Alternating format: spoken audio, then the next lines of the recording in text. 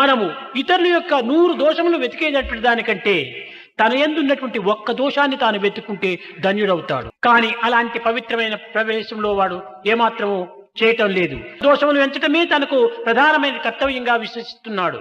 నీ దోషాన్ని నీవు తెలుసుకో, దాన్ని తీసివేయి. ఓం శ్రీ సాయిరామ్.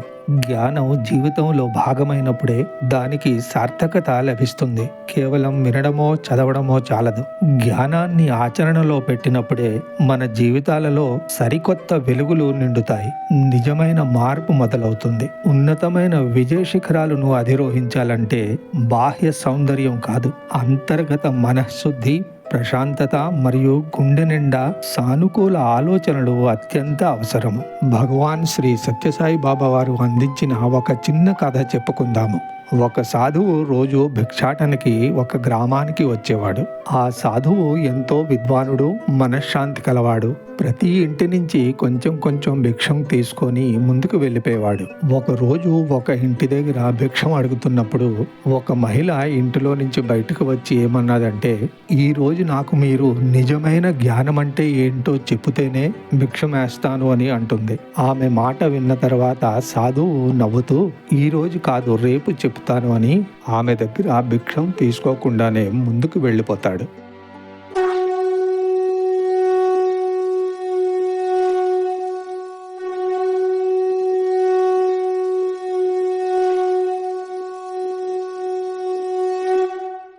మర్నాడు యథావిధిగా సాధువు భిక్షం కోసం ఆ మహిళ ఉన్న ఇంటికి వస్తాడు. మర్నాడు ఆ మహిళ ఎంతో స్వాదిష్టమైన క్షీరాన్నం తయారు చేస్తుంది.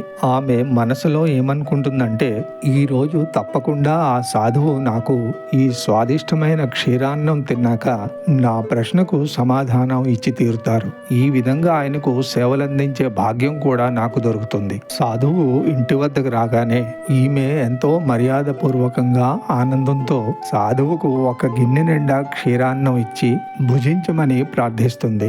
కానీ సాధువు తన దగ్గర ఉన్న కమండలాన్ని ఆమెకిస్తూ క్షీరాన్నం ఆ కమండలంలో పోసేయమంటాడు. సాధువు చెప్పినట్లే కమండలంలో క్షీరాన్నం పోసే ముందు ఆమె కమండలం లోపల చూస్తే అందులో చెత్త కనిపిస్తుంది.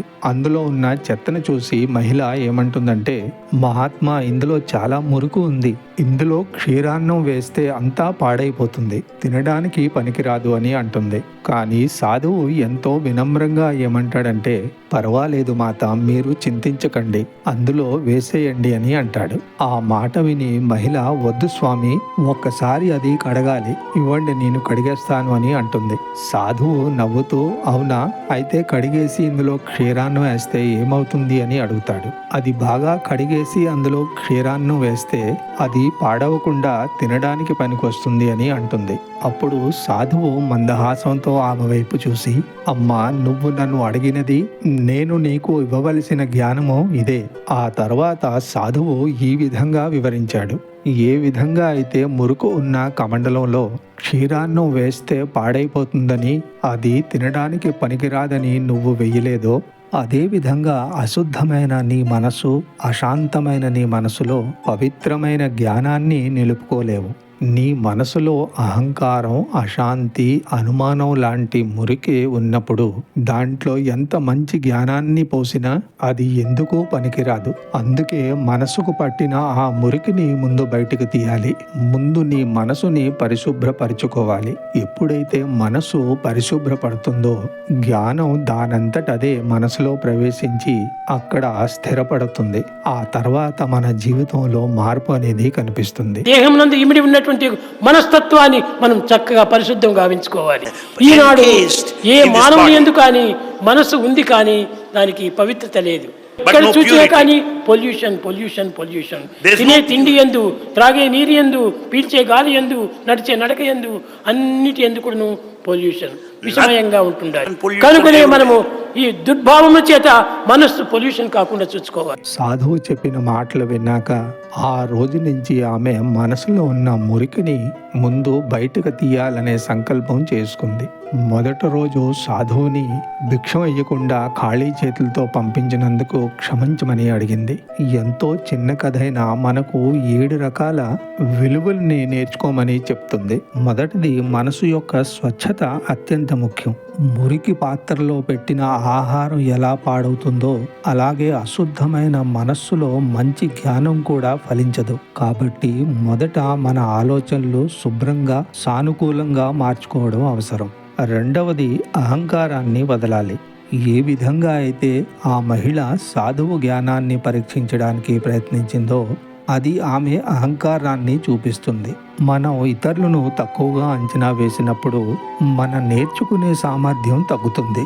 జీవితంలో శాంతి పొందాలంటే అహంకారాన్ని వెంటనే వదిలేయాలి.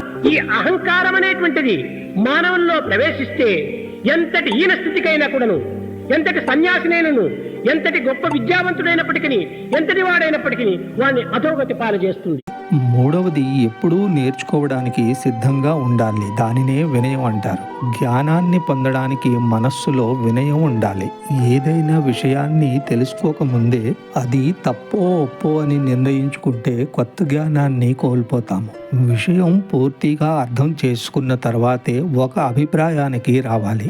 భగవద్గీత ఎందుకు శ్రేయో హి జ్ఞానం అభ్యాసాత్ జ్ఞానాధ్యానం విశిష్యతే జ్ఞానాత్ కర్మ ఫలత్యాగి త్యాగశాంతి అనంతరం.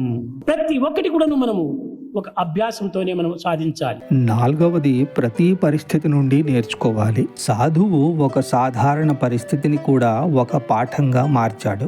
జీవితంలోని చిన్న చిన్న సంఘటనల నుండే నేర్చుకునే అలవాటు చేసుకోవాలి. అలా చేయడం వలన మనం మెరుగైన వ్యక్తులుగా మారుతాము. ఐదవది, ఆత్మ పరిశీలన చేసుకోవాలి. మన ప్రవర్తన మరియు ఆలోచనల గురించి ఎప్పటికప్పుడు ఆలోచించుకోవడం అవసరం. ఇది మన తప్పులను తెలుసుకోవడానికి, సరిదిద్దుకోవడానికి అవకాశం ఇస్తుంది. ఇక ఆరవది, మనసులో ప్రతికూల ఆలోచనలు రాకుండా చూసుకోవాలి. ఈ కథలో కమండలు యొక్క మురికిని శుభ్రం చేసినట్లుగా మనస్సు నుండి అసూయ, అనుమానం మరియు కోపాన్ని తొలగించాలి. అప్పుడే నిజమైన శాంతి లభిస్తుంది. చివరిగా ఏడవది, ఒకరిని గౌరవించడం నేర్చుకోవాలి. ప్రతి వ్యక్తిని మరియు ప్రతి పరిస్థితిని గౌరవించాలి.